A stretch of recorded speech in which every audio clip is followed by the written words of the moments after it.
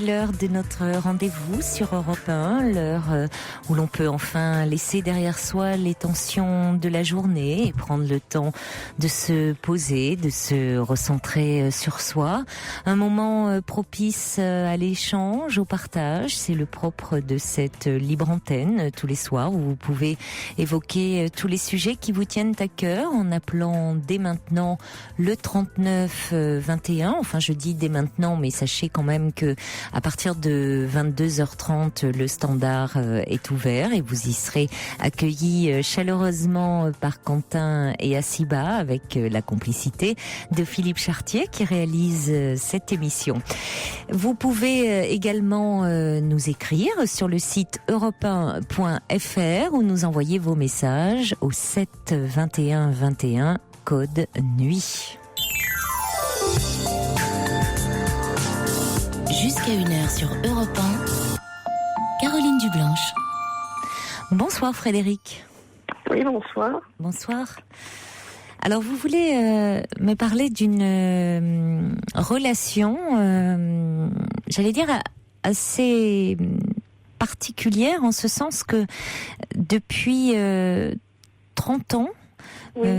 Vous avez une histoire d'amour avec un homme. Jusque-là, on pourrait dire tout est assez classique. Mais si ce n'est que cet homme est marié. Oui. Et malgré tout, vous avez eu un fils avec lui. Et il vous consacrait beaucoup de temps. Ah oui, il avait une vie... il avait ce qu'on appelle une double vie, sauf que moi j'étais au courant. Et que, disons que lorsqu'il y a eu des... En général, dans ce sens-là, oui, ce sont les épouses qui ne sont pas au courant. Voilà. Oui. Mais si vous voulez, dans ce profil-là, il y a un côté cocasse. Elle a fait un côté cocasse, un côté pathétique, puisqu'il a quand même réussi à faire des performances formidables, c'est-à-dire à venir s'occuper de moi et de notre fils quand il y a 17 ans. Pour la première fois, j'ai fait un cancer du sein et que ça n'a pas dû être facile pour lui, mais ça, je n'ai pas cherché à savoir. Il est donc venu s'installer et s'est occupé de notre fils qui, à l'époque, avait 5-6 ans. Et ensuite, j'ai eu le grand bonheur de récidiver. Donc là, encore une fois, il a été très très bien à la hauteur. Et les choses ont commencé à se gâter quand il y a 3 ans, de nouveau rechuté. Et là, sa famille était au courant de son histoire et de l'existence de notre fils. Voilà. Et donc, il y a 3 ans, il m'a, je peux dire, lancé à la figure, parce que je n'oublierai jamais cette phrase. Il m'a dit, tu comprends, je ne peux pas me permettre de me faire mettre à la porte. Et maintenant, c'est soit elle, soit moi. Donc, tu comprends que je dois choisir. Et puis, voilà. Ça s'est terminé comme ça au bout de 30 ans, 35 ans. Alors qu'il avait toujours été présent, qu'il m'avait assisté dans la maladie, qu'on avait vécu 2 ans ensemble, qu'il m'avait aidé lorsque mes parents ont été malades et sont décédés. C'est-à-dire que j'avais toujours eu à côté de moi un compagnon et presque un mari, peut-être mieux. Et si vous voulez, ce qui me fait très très mal à l'heure actuelle, c'est que il refuse tout contact avec moi. C'est-à-dire que je ne l'ai plus revu. De temps en temps, on s'envoie des textos, parce que moi, je lui ai dit, on a fait un enfant à 2, même si maintenant c'est un homme, je suis désolée, on l'élève à 2. Hein. Il a quel âge aujourd'hui, votre fils ? Il a 25 ans, Dieu soit loué. Mais disons qu'il est quand même pas toujours mûr, parce qu'il a vécu des choses pas très faciles. C'est jeune encore, oui. Oui, c'est jeune, il n'est pas très mûr, il a été très gâté, parce que moi j'avais culpabilisé de lui infliger une mère qui avait un cancer. Surtout quand ça se répète plusieurs fois, c'est quand même en même temps, Frédéric, qu'est-ce que vous vouliez ? C'était comme ça, c'est oui, c'est la vie, mais disons que on a toujours envie d'éviter les épreuves. D'épargner, évidemment, Voilà. mais bon. Alors on compense, et j'ai compensé à un moment donné en le gâtant trop. Et si vous Non, voulez, j'ai cru que vous auriez pu me dire, après tout, de lui avoir choisi un père qui n'était pas tout à fait disponible, au fond, qui avait une autre vie par ailleurs. Ça, après tout, oui, c'était quelque chose de délibéré, fait en connaissance de cause. Là, tout mais à pour fait, le coup, la maladie, c'est quelque Oui. chose que vous n'aviez pas de prise, vous ne choisissiez pas. C'est tout à fait différent. Là. Oui, mais on peut pas s'empêcher de se dire, si j'avais su, je l'ai dit plusieurs fois, je me le suis dit plusieurs fois, si j'avais su, je l'aurais pas fait, quoi. Votre enfant? Triste. Oui, je le pense. Bah oui, mais dans ces cas-là, oui, mais enfin. Parce qu'on ne sait pas la vie. Oui, mais la maladie peut survenir dans la vie, et puis dans ces cas-là aussi, on peut. Il y a des parents qui malheureusement ne peuvent pas élever leurs enfants parce qu'ils meurent prématurément alors que leurs enfants sont encore petits. Enfin, vous voyez, si on pense à tout cela, effectivement, on ne fait pas d'enfants. Oui. Et si vous voulez, vous l'avez élevé votre fils, oui, et puis vous êtes là encore, et puis finalement cet homme a été là au moment, et vous dites bien d'ailleurs, au moment où vous avez été fragilisé par la maladie, il a quand même été là, pris le relais, hein, donc vous l'avez bien choisi aussi en tant que père. Oui, et puis en plus, lorsque j'ai eu besoin de quelqu'un, parce que ma famille a été totalement démissionnaire, lorsque j'ai eu besoin de quelqu'un pour m'assister, puisqu'on parlait du Veldiv tout à l'heure, je ne veux pas mélanger les problèmes, mais j'ai des parents qui sont décédés très tôt, qui ont été très marqués puisqu'ils sont venus de captivité et d'Auschwitz. Oui. Donc c'est un homme qui en plus m'a assisté lors de problèmes très très graves à gérer mes deux parents, puisque j'étais seule. Donc, si vous voulez, pour moi, ça a été, je veux dire, c'est un choix que je ne regrette pas. Puisqu'il a peut-être fait, paradoxalement, ce qu'un mari n'aurait pas fait. Oui. Et à l'heure actuelle, je suis bloquée dans une souffrance, parce que je vis son silence comme un rejet. Alors évidemment, je fais une thérapie. C'est d'ailleurs pour ça que je vous ai appelé, parce que si vous voulez, je vois que beaucoup de gens qui vous appellent ont eux-mêmes des thérapies en cours. Et c'est peut-être très intéressant d'avoir l'avis de quelqu'un d'autre. Et ça pose question.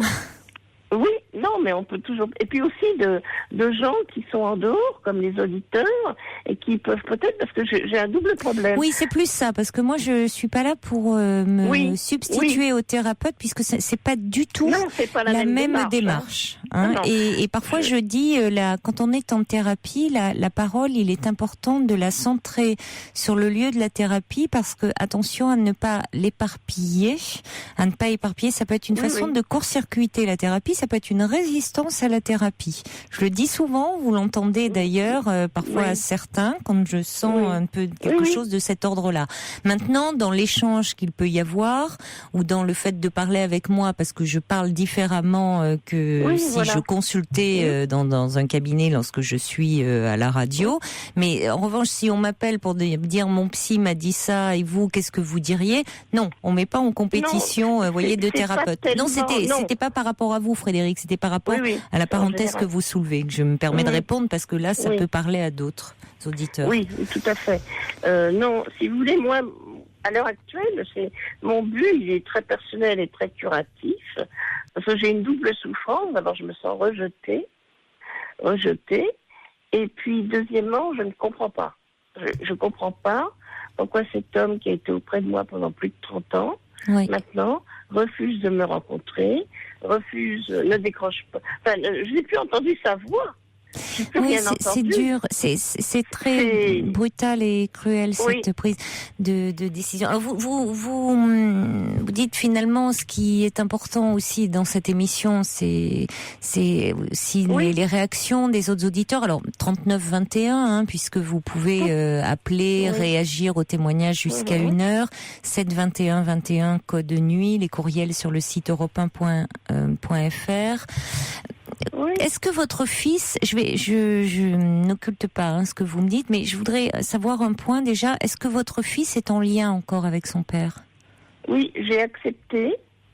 avec beaucoup de mal, qui connaissent la femme de son père, son demi-frère et sa demi-sœur. Et ça a été pour moi comme si notre histoire avec son père était terminée, parce que jusqu'à pendant très longtemps, si vous voulez, pour moi, étant donné qu'il était très très souvent avec nous, sa famille n'existait pas. Et il me le disait, comme il était très disponible, qu'on passait la moitié des vacances ensemble, qu'il était tous les week-ends à la maison, si vous voulez, j'ai presque oublié qu'il était pris.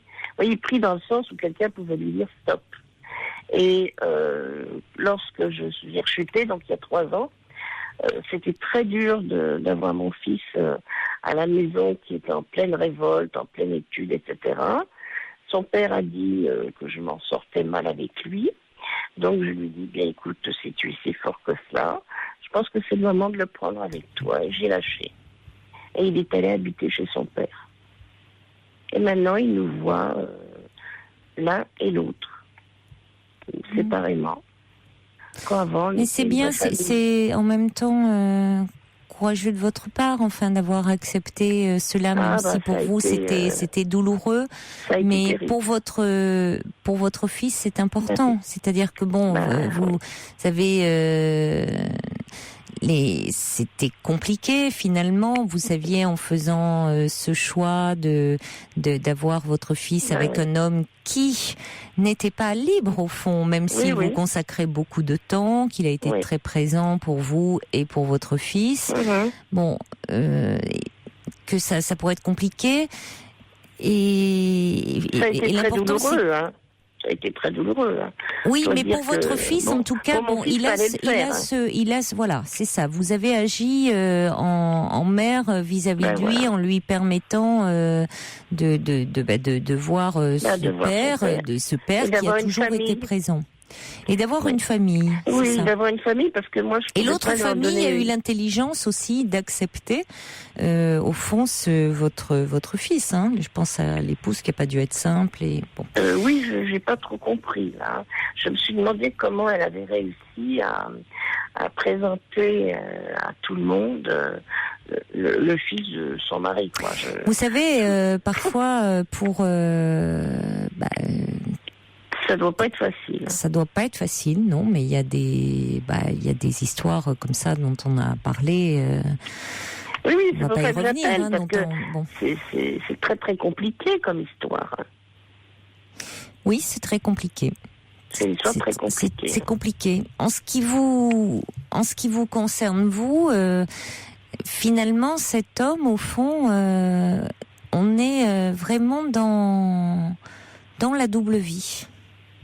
Dans la double vie, c'est-à-dire dans l'incapacité. Non, mais il a toujours fonctionné dans la double vie, c'est-à-dire dans. Alors, je ne sais pas comment dire, si c'est l'impossibilité, l'incapacité ou dans le non-désir, au fond, de faire un choix. Oui, il est venu habiter avec nous, on a vécu pendant 2 ans. Il a eu d'énormes ennuis financiers. Oui, mais quand il vivait avec vous, que disait-il à son épouse ? Là, il a dit qu'il était parti. Hein. On était officiellement ensemble. Hein. J'ai même eu son fils avec nous en vacances. Mais c'était à quel moment ? C'était il y a environ 7 ans. 10 ans presque. Oui, mais alors là, pourtant, vous me dites qu'il y a 3 ans, c'est à ce moment-là qu'il a appris, ou alors j'ai mal compris, que sa famille a appris que officiellement qu'il y avait que vous étiez dans sa vie et qu'il vous a dit à ce moment-là, je ne peux pas me permettre de me faire mettre à la porte. Oui, c'est ça là, je ne comprends pas. Non, parce que j'ai sauté un épisode, parce que c'est très long. Oui, c'est pour ça que je ne comprends pas. Oui, mais c'est pour ça que c'est très dur pour moi de démêler. C'est un véritable imbroglio. Mais c'est pour ça que je ne comprends pas là. Oui, non. C'est-à-dire qu'on a vécu ensemble pendant 2 ans. Et au bout d'1 an, ça s'est mis à se gâter, jusqu'à ce que j'apprenne qu'au lieu de louer l'appartement à son épouse, en réalité, il avait acheté. Et il s'est trouvé avec 2 foyers sur les bras. Moi, à ce moment-là, j'ai compensé. Je me suis endettée, surendettée. Je suis en surendettement Banque de France. Mais bon, ça, là, pour moi, maintenant, ça ne me touche plus. C'est pas ça qui est important. C'était de donner un métier à mon fils et de rester en vie. Hein, parce que dans la vie, tout est relatif. Il faut faire des choix.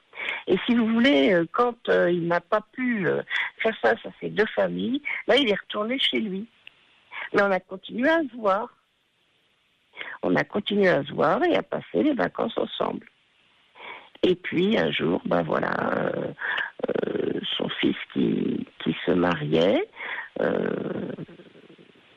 m'a vu dans la ville où on était ensemble et il a dit à sa mère et tout a explosé.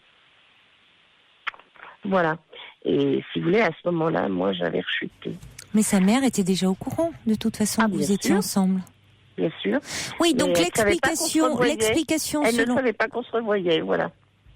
Oui, mais l'explication selon laquelle il vous dit que il ne peut pas se permettre de se faire mettre à la porte parce que...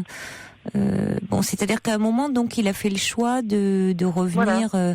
C'était d'être. Il voulait conserver et la relation avec son épouse au fond et avec vous. C'est-à-dire que quand il m'a dit je peux pas me permettre de me faire mettre à la porte, c'est un petit peu compliqué pour moi aussi. C'est il y a 3 ans quand j'ai rechuté. Hein. Avant, on avait recommencé à se voir.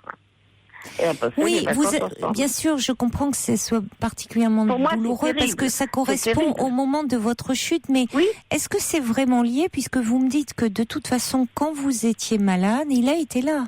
Là justement. Moi, j'ai plus l'impression mais je peux me tromper, mais est-ce que, au fond, à ce moment-là, peut-être que aussi son épouse, là, lui a dit cette fois-ci, c'est peut-être la fois de trop? Oui, je pense. J'en suis persuadée. Peut-être, enfin... je pense qu'il y a quelque chose que je ne sais pas. Parce que, au fond, cet homme, il a été, en tant que compagnon, vous le dites, extrêmement présent pour vous et il vous a... aimant et comme vous dites d'ailleurs, vous dites parfois même mieux qu'un mari puisque on a en tête des témoignages ou de personnes qui disent que lorsque la maladie s'est annoncée, parfois le compagnon ou la compagne est parti, n'a pas pu supporter. Il a été présent, mais au fond là. Il y a peut-être eu de la part de son épouse, elle lui a demandé, elle a mis face à un choix. Parce que cet homme, au-delà des qualités qu'il a eues vis-à-vis de vous et de l'amour qu'il vous a porté, parce que je crois que là, il y a pas lieu de le remettre en question. Mais il a quand même toujours été dans le mensonge. Pas vis-à-vis de vous, mais vis-à-vis de son épouse. Il a quand même, c'est aussi, ça fait partie de son fonctionnement. Oui, non seulement le mensonge, mais aussi, il faut le reconnaître. Je veux dire, une situation qui est quand même évidente pour l'autre, dans la mesure où une femme, c'est étrange qu'elle n'ait pas découvert le poteau rose plus tôt. C'est la première chose qui m'étonne et qui étonne tout le monde. Hein. Parce que ça fait quand même, 15 ans de vie, de double vie, avec quelqu'un qui est dans l'enseignement et qui fait des gardes de nuit. Enfin, je préfère rester discrète, on ne sait jamais. Parce que je ne tiens pas du tout à lui attirer des ennuis. Moi, je veux comprendre. Mais si vous voulez, je veux dire, on découche pas comme ça. Non, je suis d'accord avec vous. C'est-à-dire que j'ai tellement compris de la part de sa femme. Mais on peut ne pas vouloir voir finalement. C'est ce que j'ai pensé. Pas avoir envie de voir, être dans un déni. Oui, et pour un arrangement, parce que c'est pas quelqu'un de facile. C'est pas quelqu'un de facile non plus.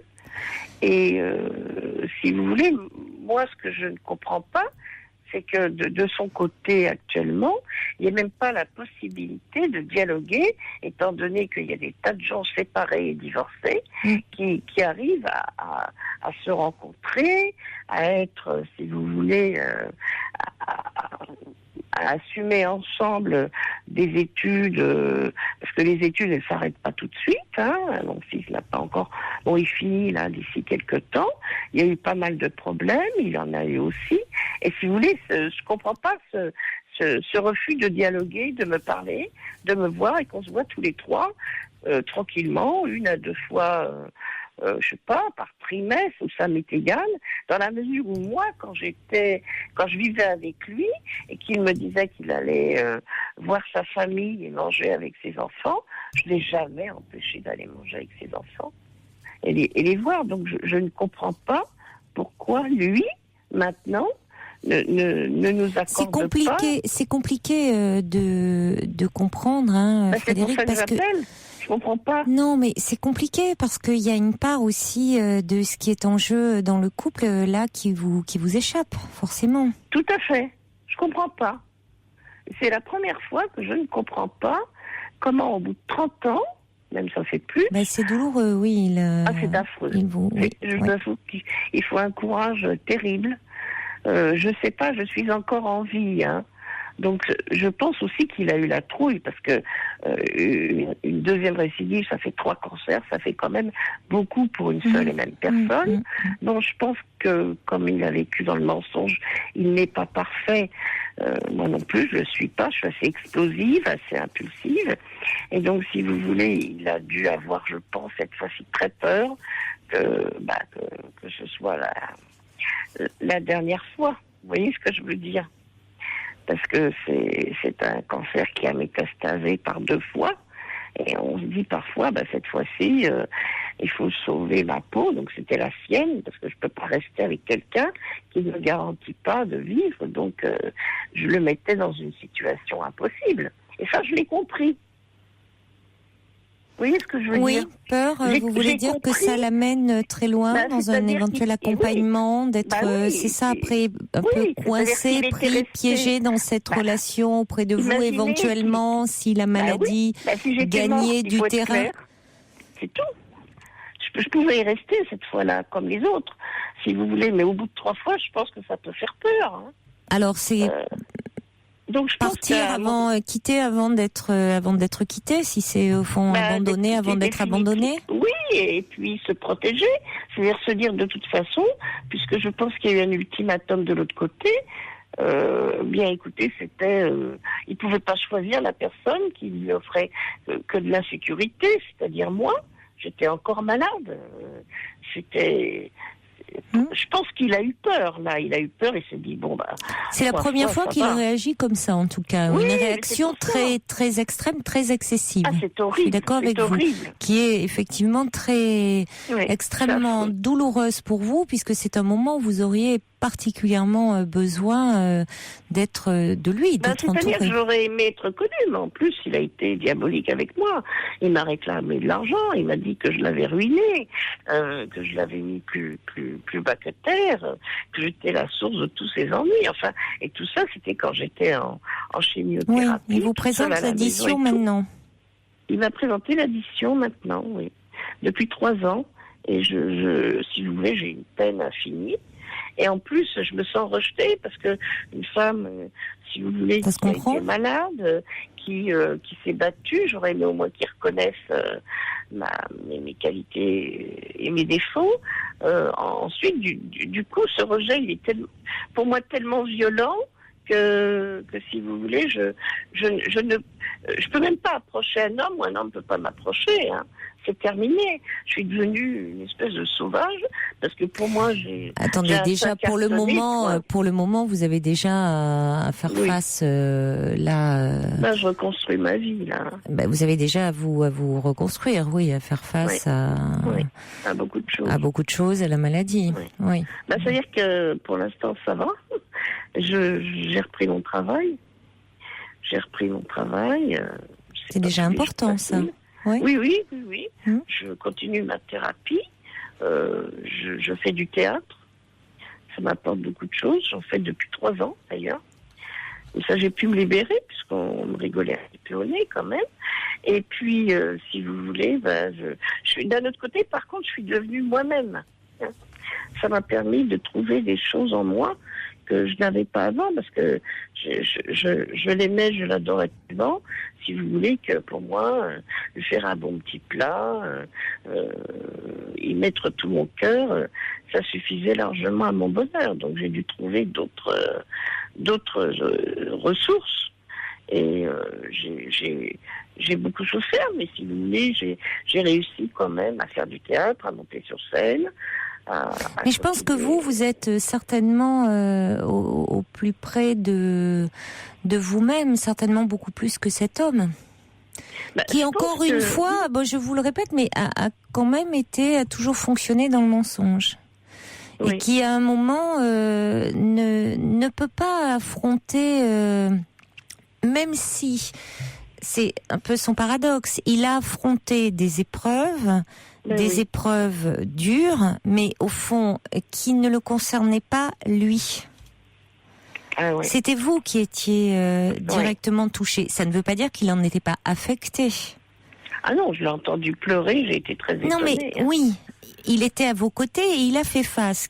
Bien sûr que ça n'enlève rien à ses qualités humaines et encore une fois l'amour qu'il vous a porté. Je crois qu'il n'y a pas de doute. Il faut pas que vous doutiez là-dessus. Mais quand ça le concerne lui, c'est quand même courage fuyons. Oui, je suis d'accord. C'est ce qui me gêne. C'est-à-dire que finalement, là où lui et sa vie, tout ce qu'il a construit, au fond, regardez, c'est cet homme qui, là il réagit. Vous voyez, c'est qui quand même déjà, si vous m'avez compris, à un certain âge, c'est tout d'un coup, je peux pas me permettre de me faire mettre à la porte. Enfin, tout d'un coup, alors que au fond, il a elle est basée sur quoi? Elle repose sur quoi sa vie au fond? Son couple, sa famille. C'est basé sur quoi? Non, mais on peut quand même se poser de sérieuses questions. Non, mais vous voyez, quels sont les fondements, les racines de tout ça, et même de ce couple, ils ont décidé, c'est leur choix, ça les regarde, ça leur appartient. Mais, lui, il ment aux autres, mais enfin, il se ment aussi beaucoup à lui-même, hein. Ah bah, oui. Et là, dès que finalement il y a problème, eh bien, là aussi, hein, le problème, on veut plus le voir. Voilà. Et c'est vous, vous en faites les frais. Vous êtes le problème. Oui. Eh bien, le problème, pardonnez-moi, on élimine le problème. C'est pas quelqu'un qui est à même d'affronter les problèmes. Et ce qui vous a mis dans une certaine illusion, c'est que quand vous étiez, par la maladie, vous avez cru, il est pas... C'est là où vous voyez, je n'ai pas évidemment la même. Il n'est pas fiable cet homme. Vous avez pu penser qu'il était fiable parce que quand vous avez eu effectivement votre cancer, il a été là pour vous. Oui, mais il a été là pour vous, mais il a délaissé son épouse et sa famille, tout en les délaissant, et on ne sait pas vraiment ce qui était dit de l'autre côté. C'était pas si clair que ça. Alors oui. Il vous a accompagné. Mais enfin là, regardez, problème de nouveau où il est vraisemblable que son épouse, et après tout, elle est dans son droit, c'est légitime aussi, dit c'est peut-être la fois de trop et maintenant ça suffit. Et là, c'est, je peux pas quand même tout mettre en l'air. Bah oui. Et là, c'est, problème, je peux surtout pas l'affronter. Non, puisqu'elle lui a mis en main, elle lui a dit, soit tu reviens à la maison et je signe avec toi les papiers pour qu'on se reconstruise financièrement, puisqu'il y avait une faillite, et soit tu t'en vas. Oui, mais c'est pour ça, je pense qu'en fait, c'est pas quelqu'un qui est en mesure d'affronter les problèmes et qui n'est pas fiable. Donc, je pense qu'il faut vraiment... c'est au-delà même, la notion de courage. En tout cas, des messages pour vous souhaitiez, des réactions, elles arrivent par SMS et on va conclure avec. Il y a Prune qui dit... Comment faites-vous face au surendettement, même si vous avez dit que pour le moment, évidemment, là, il est question de votre vie, donc c'est votre priorité, mais elle dit quand même prenez soin de vous. Cet homme est lâche et égoïste. Brigitte qui dit il semble n'avoir plus été capable d'assumer sa double vie passée, sa culpabilité s'est transformée en projection agressive envers vous. Ouais, c'est ça qui est le plus dur.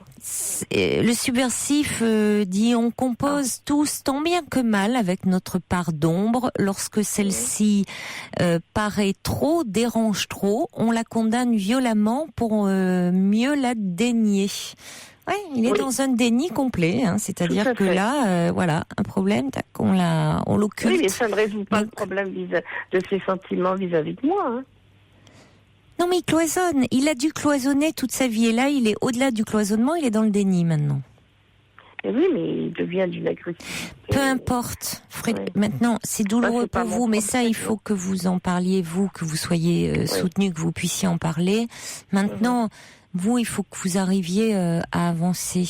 Mais c'est vrai que c'est difficile parce que c'est 30 ans d'une vie. Mais l'important, vous me disiez, j'essaye de comprendre. On vous donne des pistes pour comprendre, voilà. Maintenant, à partir de là, c'est, encore une fois, c'est sa problématique à lui. Maintenant, c'est vous, avec vous, pour dépasser ce chagrin, cette peine, parce que bien sûr qu'il y a chagrin, cette douleur, et que cette énergie, vous la mettiez pas, que cette tristesse, elle aille pas, que votre énergie, elle aille pas là-dedans, quoi. Vous avez besoin de votre énergie. C'est terrible, parce que on passe 30 ans avec quelqu'un. Je sais. Et d'un seul coup, cette personne disparaît, mais c'est pas une mort, vous voyez ce que je veux dire.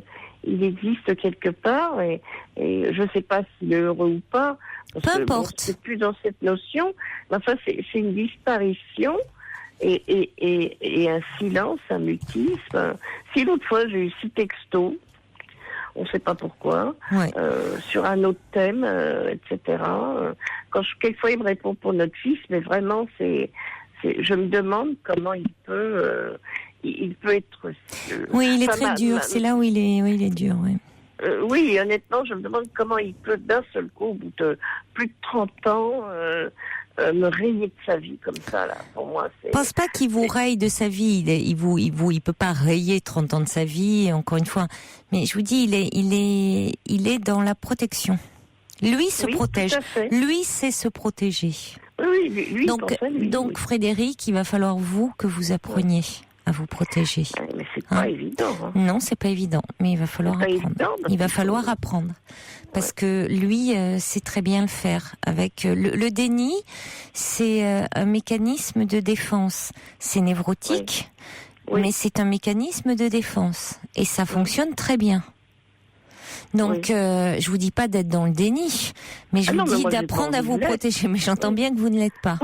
Donc, parlez et prenez soin de vous et essayez de votre énergie. Il faut que vous parliez de ça, évidemment, de cette douleur. Et à un moment, voilà, il y a des pistes pour comprendre comment il fonctionne, mais surtout pour que vous preniez le cours de votre vie. Attendez, c'est pas recommencer, c'est la continuer, c'est surmonter cette épreuve, la maladie, et puis vous allez voir. Peut-être que vous savez, au fond, comme vous dites, au fond, vous avez eu ce fils avec lui, peut-être qu'il y a d'autres choses aussi qui vont s'ouvrir à sortir de cette relation. J'espère. Pour l'instant, je fais une véritable fixation. C'est pas très normal. C'est normal. Écoutez, c'est un peu normal, hein. On passe pas 30 ans de vie comme ça, et puis surtout avec une rupture aussi brutale. C'est horrible, hein. Ça a été un coup près. Je suis contente qu'on me le dise, quoi, parce que, si vous voulez... c'est très brutal, oui, il vous ménage pas, hein. Il vous ménage pas parce que lui, il se protège. Donc, il est pas dans la... C'est l'égoïsme total, hein. En tout cas, allez, un dernier message d'Amanda de Corse qui dit: on sent beaucoup d'énergie dans votre voix, tenez fort. Amanda qui vous embrasse. Et nous aussi. Je remercie tout le monde. Merci de m'avoir écouté, de m'avoir consacré autant de temps. On est là pour ça. Allez, il y a la suite. Au revoir. Suite. Je vous tiendrai au courant. Au revoir. Avec plaisir. Au revoir, Frédéric. Pour rejoindre Caroline Dublanche, appelez le 39 21, 34 centimes la minute.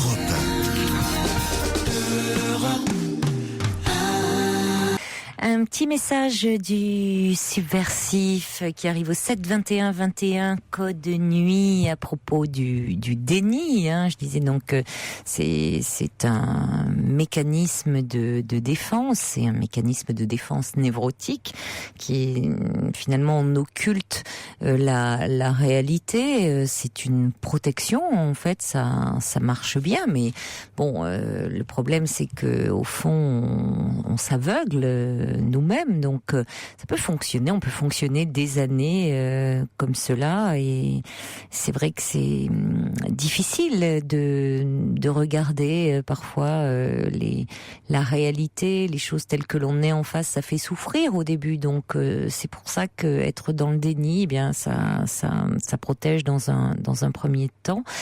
Et le subversif dit oui, on dénie, on clive, on refoule, on se trahit à coups d'actes manqués, de lapsus, de divers troubles et variés.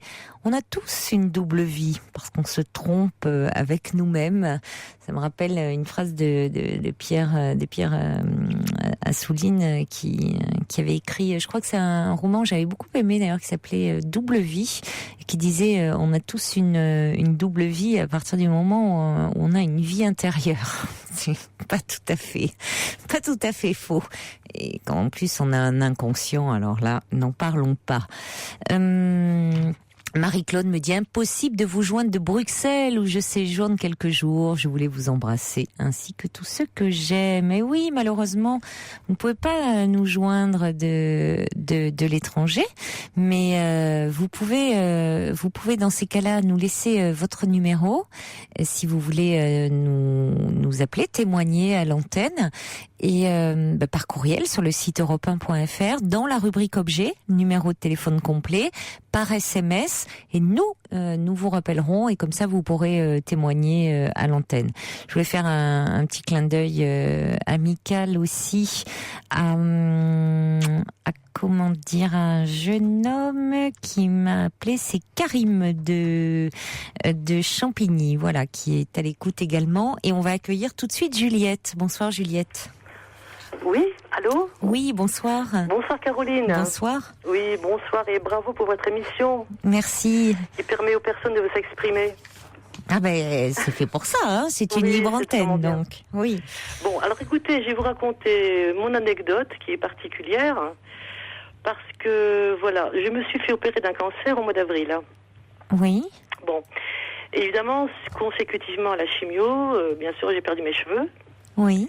Et donc, je portais depuis pratiquement presque un an une prothèse capillaire. Oui.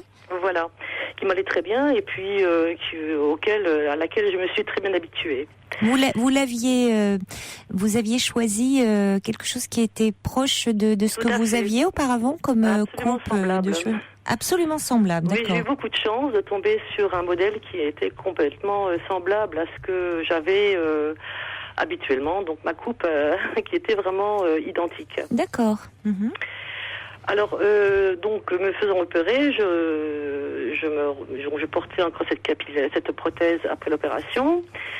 Et au mois de août, via Internet, bien sûr, parce que je suis divorcée, donc je me mettais un petit peu, sans avoir une recherche effrénée via Internet, à rencontrer des personnes. Et j'ai rencontré un charmant monsieur. Nous avons sympathisé, donc nous sommes partis manger, boire un verre, etc. Donc ça s'est reproduit une fois, deux fois. Donc bien sûr, toujours avec cette prothèse sur ma tête. Oui. Et à un moment donné, au moment de me quitter, ce monsieur me dit « Oh, tu devrais te laisser pousser les cheveux, là, un petit peu près des oreilles, les petites pattes. » Oui. Alors, évidemment, moi qui sais toujours répondre du tac au tac, je suis restée sans voix. Oui. Imaginez-vous un peu mon embarras par rapport à cette remarque. Donc, nous nous sommes quittés, bien sûr, me raccompagner à la voiture, et puis je suis rentrée dans ma voiture, et en rentrant chez moi, je me suis éclatée de rire, mais alors, c'était nerveux. Bon, et évidemment, les nuits qui ont suivi ont été des nuits blanches, parce que j'en ai pas dormi pendant 3 nuits. Oui, ça vous a angoissé. Ça m'a angoissé parce que... Vous êtes dit, vous imaginiez la suite, peut-être avec cet homme qui vous plaisait, mais... Voilà, il y a eu un petit tilt, et puis je me dis, bon, il n'a pas l'image, la véritable image que je représente, n'est pas celle-là. En même temps... Si, d'une certaine façon, puisque vous dites que vous avez choisi, c'était exactement, vous avez pu trouver une prothèse capillaire qui était exactement celle que vous aviez, c'était la couple que vous aviez avant. Si ce n'est que du fait de la chimiothérapie, vous avez perdu provisoirement vos cheveux.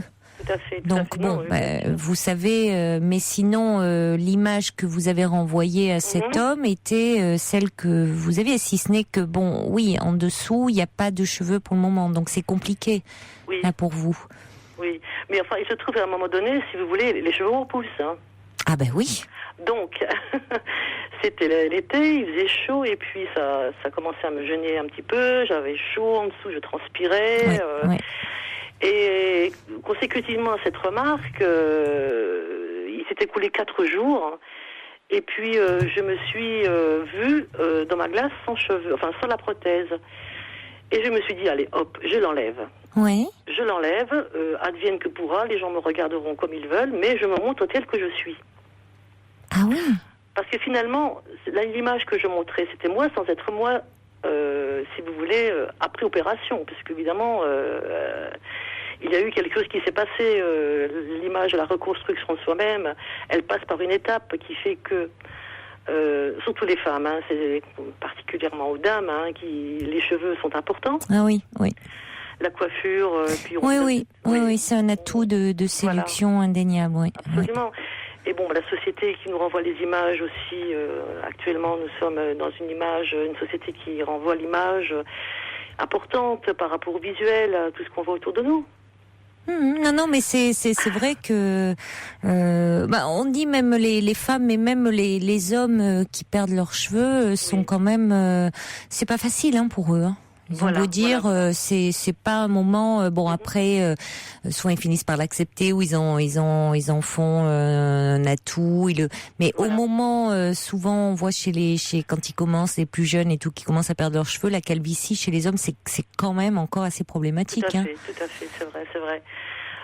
En même temps, cela touche toutes les personnes, et il n'y a pas d'âge, il y a des gens de 20 ans, 30 ans, 40 ans, 50 ans. Enfin, le cancer touche énormément de personnes dans tous les statuts sociaux, dans toutes les gammes, toutes les couches sociales. Et vraiment, c'est vrai qu'à partir de là, quand on a été atteint par cette maladie, il y a une période de reconstruction qui s'impose. Donc aujourd'hui, je me suis débarrassée de la prothèse. Et ce monsieur, en fait, je ne l'ai plus revu. Bref, il est un petit peu parti de mon horizon. Donc, c'est-à-dire que vous n'avez pas, parce que quand même, pour terminer l'histoire, c'est-à-dire qu'il vous plaisait bien, mais alors lui, il a dû, vous n'avez pas repris un verre avec lui? Non, ça s'est terminé. Il est parti sur une autre galaxie, je dirais. D'accord. Bon, c'est pas dramatique, Ça s'est arrêté amicalement, si vous voulez. Et donc depuis le 6 septembre, ça fait 1 mois jour pour jour aujourd'hui que je ne suis plus avec cette prothèse. Donc le temps s'écoule, tout va bien. Les personnes que je vois, qui sont des nouvelles personnes qui ne me connaissent pas, ne percutent absolument pas que j'ai eu un cancer, parce que finalement les petits cheveux repoussent très bien. Et aujourd'hui, j'ai fait connaissance d'une autre personne, et puis évidemment, cette personne n'est pas encore... Vous savez, quand on rencontre quelqu'un, on ne raconte pas sa vie tout de suite, on laisse passer un petit peu de temps, jusqu'au moment où, bien sûr, la relation s'intensifie quelque part, où elle devient beaucoup plus avancée. Il y a un moment où il faut dire, écoute, j'ai été opérée d'un cancer, j'ai eu l'ablation du sein, je ne suis plus comme les autres, Et là, je voudrais vous demander votre avis, également aux auditeurs qui m'écoutent. Il y a un cap à passer, et le fait de l'annoncer. Annoncer à une personne, j'ai été opérée, on va passer un cap différent, et l'intimité veut qu'à un moment donné, il faut dire la vérité. Alors, annoncer quoi précisément ? Énoncer que j'ai été opérée du sein droit, que je ne suis plus normalement constituée, je dirais bien sûr, suite à cette ablation. Alors il y a un cap à passer au moment. À un moment, il faut le dire. Hein, il faut le dire tel qu'on est. Oui. Alors, Voilà. ça vous interrogez sur à quel moment faut-il le dire ? Voilà. Est-ce que les auditeurs auraient une réponse à cette question ? Est-ce que chaque cas étant unique, bien sûr, suivant la personne qu'on a en face de soi ? Parce que le mot cancer fait encore peur, hein, même si c'est un peu moins tabou qu'il y a encore quelques années. Même si la presse en parle, les médias en parlent, ça en reste toujours un petit peu quelque chose qui fait toujours un petit peu peur. Écoutez, on va certainement avoir des témoignages au 39-21. Hein, Voilà. Mais actuellement, vous êtes en traitement, donc. Non, j'ai terminé. Tout est terminé. Tout est terminé, donc. Voilà. Mais alors, vous allez avoir une reconstruction ? Oui, alors la reconstruction est possible 1 an après. D'accord. Donc 1 an après, moi je ne rentre pas dans cette démarche encore parce que j'ai pas envie de réouvrir le côté. Par contre, j'ai vu sur internet quelque chose d'assez sympathique. J'ai vu sur Amazon.fr des dames qui se sont fait tatouer. À l'endroit À l'endroit, tout à fait, du sein absent. D'accord, oui. Et c'est très joli parce que, étant donné que la cicatrice est en diagonale, qui représente une branche, oui. Il y a une photo absolument symbolique et très, très, très belle, où une dame s'est fait tatouer un oiseau sur la branche. Et c'est vraiment magnifique. Hein. Alors j'avais l'idée de passer le cap pour annoncer à la personne que peut-être je connais maintenant, qui peut-être, je ne sais pas, dans l'avenir, pourra devenir quelqu'un de plus intime, d'expliquer la chose en montrant cette image. Vous aimeriez le faire procéder de cette façon-là ? Alors je voudrais savoir ce que vous en pensez. Oui, mais ça veut dire qu'auparavant, vous auriez quand même parlé de vous. Écoutez, il y a un cap où il faut effectivement parler de soi-même en disant, voilà, il m'est arrivé cela. Moi, je trouve que à vous entendre en parler, vous arrivez à en parler de façon, très... je veux dire, sans... très dédramatisé. Oui. Vous en parlez même dans votre voix. Hein, il y a même de la gaieté. Enfin, il y a quelque chose paradoxalement sur un sujet grave. Mais on sent que vous êtes capable d'autodérision même sur vous-même. Oui, tout à fait. Donc, je me dis que vous pouvez en parler sans que ça soit oppressant pour l'autre. Oui, vous avez raison, d'autant plus que symboliquement, j'ai même parlé avec le psychologue de l'hôpital, je lui ai fait part de mon sentiment, je lui ai dit, voilà, avec la tumeur que le chirurgien m'a enlevée, quelque part symboliquement, j'ai jeté derrière l'épaule mon passé. Mais déjà, le simple fait, je trouve, il faut quand même, quand vous dites que vous avez un beau jour enlevé votre prothèse capillaire et vous êtes sorti comme ça, chapeau, parce que il faut oser. Il faut oser parce que c'est quand même sortir la tête nue, comme ça. C'est forcément, ça attire le regard, particulièrement chez une femme. Tout à fait, oui. Donc, c'est quand même... et on pense, évidemment, tout de suite à la maladie. Parce que ça se voit, c'est quand même très différent si c'est quelque chose de volontaire ou bon. Alors après, je sais qu'il y a des femmes qui mettent parfois j'en ai vu avec il y a des bandeaux, il y a des il peut y avoir ou avec mais quand même je trouve que ça traduit quand même il y a une force de caractère derrière. Il y avait un très joli film d'ailleurs avec c'était Karine Viard qui interprétait ce rôle, il s'appelait Olé Cœur, je crois, où elle était enceinte en plus dans ce film. Elle était magnifique, mais enfin, il faut une force de caractère et on la sent chez vous, quoi. Merci. Donc non, mais c'est ça se sent. Donc je me dis que vous pouvez en parler et je pense qu'il vaut quand même mieux. Moi, c'est mon point de vue, mais peut-être que des auditeurs et surtout des auditrices, j'aimerais bien avoir leur témoignage concerné. Je trouve qu'il vaut peut-être mieux quand même l'aborder avant que de mettre l'homme un peu au pied du mur comme ça. Voilà. Donc vous voulez dire par le biais d'une photo ou mais voyez mettre quand même un peu des mots dessus plutôt que de se retrouver dans un moment d'intimité et qu'il le découvre par lui-même. D'accord. C'est mon point de vue, hein. D'accord. Mais c'est ce que vous dites là, l'histoire du tatouage. Si vous le ressentez, parce qu'après se tatouer c'est quelque chose aussi de très particulier, mais c'est vrai que bon, il y a symboliquement c'est assez fort aussi. Tout à fait. Remplacer, parce que après vous pouvez le personnaliser. Puis il y a un côté, alors vous dites sur le site, mais c'est vrai qu'il y a un côté, ça envoie quelque chose des Amazones, hein, évidemment. Voilà. Aussi.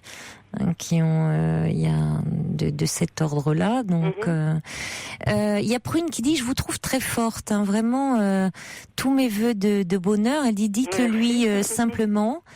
Et puis il y a Chris qui dit: vous êtes fantastique, j'aime votre force de caractère tout naturellement. Dites-lui un jour à cet homme tel que de la même façon que vous avez enlevé votre prothèse. Il y a le Subversif qui dit: il n'est pas question d'être intraitable avec soi-même. Ménagez votre dimension narcissique. Vous êtes... accordez-vous le temps qu'il faut. L'outing est dangereux. Alors, c'est intéressant, c'est-à-dire... il nuance en ce sens, oui, le dire à tout prix, c'est-à-dire que vous n'êtes pas obligé, c'est ça non plus, vous dites d'ailleurs, vous le dites pas comme ça, spontanément, dans les rencontres, il faut déjà qu'il y ait un lien qui soit établi, évidemment. Hein, dans les rencontres, vous parlez d'Internet, vous n'allez pas, avec les hommes que vous rencontrez, parler d'emblée de ce que vous avez traversé de votre maladie. C'est quelque chose de tellement personnel, de tellement intime, que vous n'allez pas vous exposer comme cela. Voilà. J'ai envie de dire, de toute façon, moi j'ai envie de dire de façon générale, mais alors en plus, par rapport à ce que vous avez traversé, à ce que vous traversez encore, il n'est pas question, vous savez pas sur qui vous tombez, vous pouvez tomber sur des êtres qui sont pas forcément délicats et donc hors de question de se montrer, on sait jamais ce que ça peut toucher au niveau de sa vulnérabilité, même si on sent de la force en vous. On a tous aussi de la vulnérabilité. En même temps, je profite de l'antenne pour féliciter les équipes médicales du CRHU de Lille, hein, qui sont formidables. Hein. Que ce soit Oscar Lambret, Jeanne de Flandre ou l'hôpital Urier, ce sont vraiment des gens absolument fantastiques qui font leur métier de façon très dévouée et très humaine. Bon, en tout cas, on va marquer une pause, le temps du journal. On passera un peu de musique et on accueillera, je crois, une réaction Régine qui sera avec nous au 39 21. D'accord. Mais tout de suite, ne raccrochez pas, il est minuit.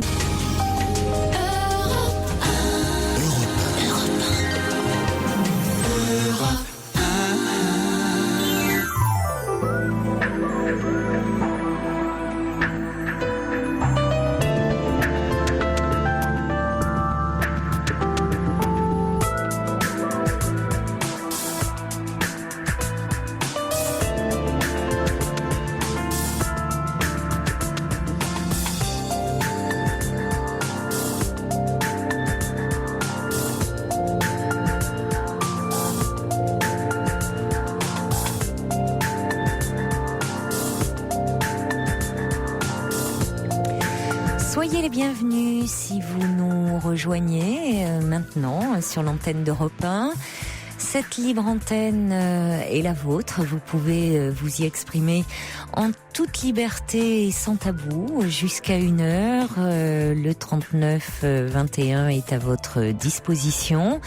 Vous avez également les SMS au 7 21 21 code nuit et également les courriels sur le site europe1.fr.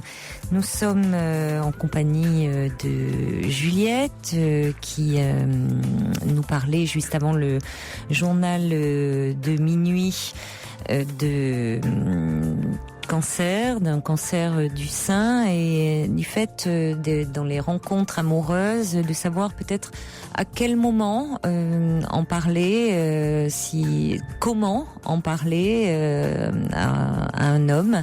Donc elle attend vos réactions au 39 21 par SMS.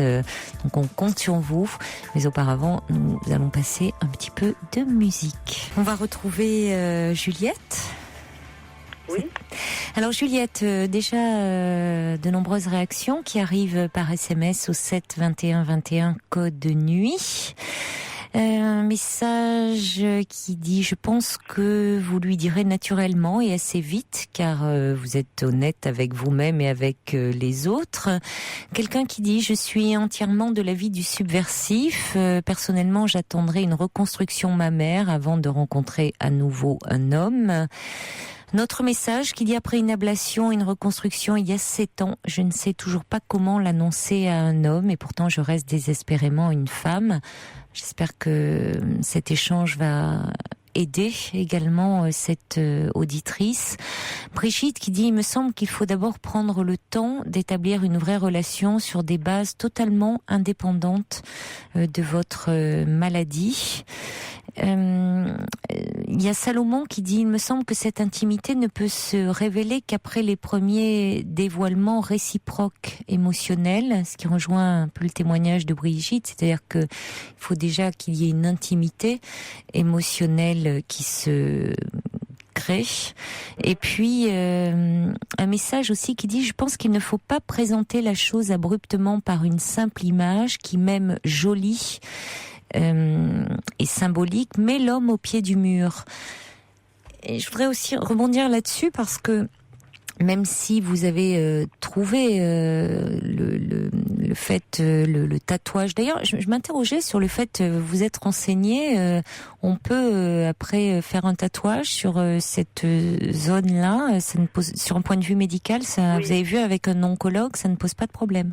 En fait, bizarrement, j'ai rendez-vous demain avec mon chirurgien auquel je poserai la question. Ah oui, il faut quand même bien poser la question, voilà. Parce que quand même, veiller à ce que faire un tatouage ne soit pas... oui. Il ne faut pas qu'il y ait de contre-indication déjà. Oui, parce que la peau est sensible. C'est pour ça. Voilà. C'est pour ça. Mais je trouve, je suis d'accord avec cet auditeur ou cette auditrice, parce que, bon, vous, évidemment, vous avez trouvé ça beau, mais je trouve qu'une photo, c'est abrupt. Même si la photo est belle, et qu'il est toujours préférable de mettre des mots. Et de mettre des mots sur ce que vous vivez et sur ce que vous ressentez. Ça crée une intimité. Vous ne savez jamais ce que ça peut... au niveau de la fantasmatique, ce que ça peut provoquer une photo. C'est-à-dire que tout d'un coup, c'est quand même une intrusion psychique, la photo. Hein. Oui. Et vous savez jamais ce que ça peut déclencher chez l'autre. Alors vous me direz, les mots, c'est pareil, mais les mots, vous pouvez adapter, nuancer. Et là où je rejoins également Brigitte, qui intervenait, c'est-à-dire qu'il est important de créer une relation. Oui. Avec l'homme que vous rencontrerez, de créer une intimité, parce que si vous voulez, de la même façon quand on aime quelqu'un, on aime je veux dire, on aime cette personne, on aime, y compris dans son corps, on peut aimer, on aime, parfois on va aimer même une cicatrice, une blessure, quelque chose qui est, parce que ça va nous toucher, nous émouvoir. Justement, il y a quelque chose d'un peu dans ce corps qui a été un peu blessé, un peu meurtri, et on va aimer particulièrement cette partie-là de lui ou d'elle. Mais pour ça, il faut déjà avoir créé un lien. Donc ça veut dire, ça rejoint aussi ce que disait le subversif. C'est-à-dire qu'on peut pas se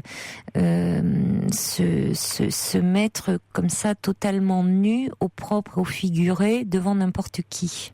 Oui. Parce qu'on ne sait jamais comment. Il faut que l'autre soit à même d'accueillir avec véritablement beaucoup de bienveillance.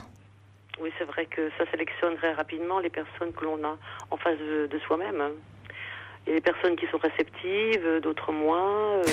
C'est-à-dire qu'il faut éliminer toutes les personnes qui pourraient avoir, une curiosité un peu malsaine ou finalement. Je crois qu'il est important de créer un lien, parce que comme vous dites, de toute façon, ça c'est quelque chose qui vous concerne, qui relève de votre intimité. Et effectivement, vous n'allez pas parler de votre maladie, de ce qui vous est arrivé, de ce que vous avez vécu dans votre tête, mais aussi dans votre cœur, dans votre corps, comme ça, au premier venu. C'est clair, tout à fait. Ça demande une confiance et une intimité. Bien sûr. C'est vrai. Encore un message. Un message. Alors il y a Dan qui n'est pas d'accord, qui dit ne pas prévenir sera un test idéal pour juger l'homme. Moi je suis pas du tout d'accord avec ça, parce que test idéal, oui, mais je veux dire, si c'est pour vous après que ça soit vous qui ont fassiez les frais, non merci quoi. Il faut penser à vous et que vous vous ménagiez dans cette histoire, parce que vous pouvez avoir des réactions absolument pas adaptées et qui peuvent pour le coup être très blessantes. Effectivement, tout à fait. Donc un message du subversif qui dit mieux on est avec soi, plus on accueille l'autre, jusque dans ces versants parfois les pires, peu importe la réaction de vos rencontres, c'est votre préparation à vous qui compte. Oui.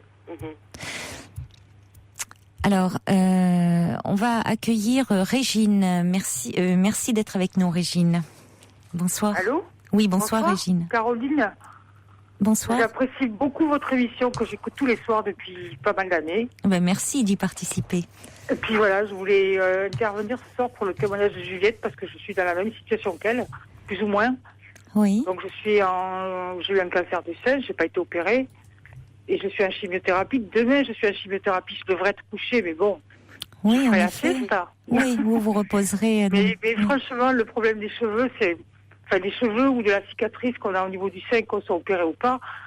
Je crois que c'est de l'amour, la personne qu'on a en face peut l'accepter, mais c'est vrai que c'est pas évident. Moi, j'ai eu mon cancer du sein 1 an et demi après mon divorce. J'avais rencontré mon ami qui m'a accompagnée pendant tous les soins, si vous voulez. Et c'est pas évident. Et je crois que ça vient naturellement. Je crois que c'est de l'amour, ça. Ça pose pas de problème. Et il faut pas, comment dire. Je crois que c'est de l'amour. Il n'y a pas de problème. Mais je pense que pour la personne qui est en face de soi, c'est pas évident, c'est sûr, parce qu'elle sait pas trop comment réagir. Voilà. Mais vous, Régine, vous avez un compagnon dans votre vie actuellement ? Oui, alors j'ai divorcé il y a 3 ans, et 1 an et demi après avoir divorcé, j'ai eu un cancer du sein, donc j'ai plus rien au sein, mais j'ai des métastases osseuses. Bon, et c'est vrai que mon compagnon que j'ai rencontré 1 an après mon divorce m'a accompagné. C'était pas évident parce qu'on a passé 1 an où on a eu des relations normales, si vous voulez. C'est vrai qu'après que vous êtes en chimiothérapie. Vous êtes fatigué, vous avez la libido qui est pas au top, vous n'avez pas forcément envie. Bien sûr. Et il n'y a pas que ça, quoi. Enfin, je veux dire, ça se passe pour moi, ça se passe très bien. Et puis, j'ai perdu mes cheveux. J'ai pas fait de perruque parce que je me suis dit, bon, après tout, ça va repousser. C'est vrai que ça repousse. J'ai un foulard. Oui. Voilà. Et mon ami, il accepte très bien. Je crois que c'est beaucoup aussi de l'accepter soi-même, de toute façon. Voilà. Oui, c'est très important à ce moment-là d'avoir auprès de soi un compagnon tendre, aimant et qui vous permet aussi de continuer à vous sentir certainement femme, c'est ça. Même dans cette épreuve qui met tellement le corps à l'épreuve, à tous les sens du terme, et le corps physiquement évidemment par les traitements que vous endurez, par l'intégrité physique, parce que quand on perd ses cheveux, ses sourcils, ses cils, c'est ça, c'est-à-dire. Et oui. J'estime que quand on est une femme, on a de la chance parce qu'on peut se maquiller et qu'on a envie de faire des choses très bien. C'est important ça. Non, je trouve que les hommes ils ont moins de chance que nous finalement. Oui, c'est vrai. On peut. Moi, je vais à l'hôpital, on me dit, mais vous avez une mine superbe, vous avez l'air. Oui, je suis bien. Vous avez une jolie peau, une jolie teint. Mais il faut la soigner. Oui, c'est ça. Oui, c'est ça. Il faut, c'est ça. Faire. Enfin, bon, vous faites beaucoup de choses à côté. Vous faites des soins, vous faites attention. Je l'ai fait moi-même, mais il faut le faire, quoi. Il faut donner envie aux autres de. C'est l'image aussi qu'on a envie de renvoyer, parce que bon, si vous êtes raplapla, machin, triste, bon, mais. Enfin, moi, je sais que je supporte pas qu'on me dise oh là là, mais t'es malade. Ben oui, si en plus on vous renvoie, oui, c'est ça, non, vous renvoyez une image de quelqu'un de malade, oui. Mais les gens le prennent comme ça aussi. Il y a des gens qui me disent, mais qui m'appellent et qui me disent, mais t'as la patate, t'as la pêche. Comment tu fais? Ben attends, je fais quoi? Je vais m'asseoir sur une chaise, je vais pas me mettre à chouiner toute la journée, quoi. Enfin bon. Eh oui, mais il faut pouvoir le faire. Ah oui, il faut pouvoir le faire.